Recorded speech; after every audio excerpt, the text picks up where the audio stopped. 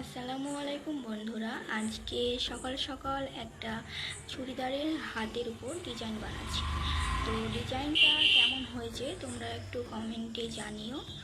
তো সকাল থেকে আজ অনেক কাজই হয়েছে, কিন্তু সব কাজের ভিডিও তো দেওয়া সম্ভব না। তো হাতাটা করতে করতেই দুপুর হয়ে গেল। তো দুপুরে গরম গরম সিঙ্গারা কার না ভালো লাগে বলো? বৃষ্টির দিনে বেশি ভালো লাগে, কিন্তু দুপুরের দিকে সিঙ্গারা খেতে সবারই ভালো লাগে।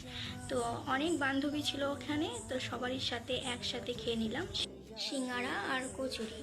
তো আজকে একটা কাস্টমার এসেছিল, হিতানপুরের দিক থেকে এসেছিল।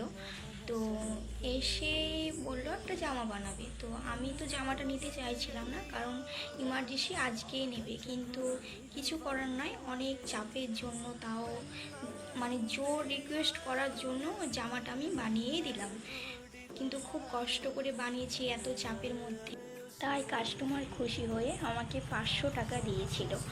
তো জামার বানি কিন্তু 500 টাকা না, 250 টাকা, সেখানে 250 টাকা বেশি দিয়েছিল।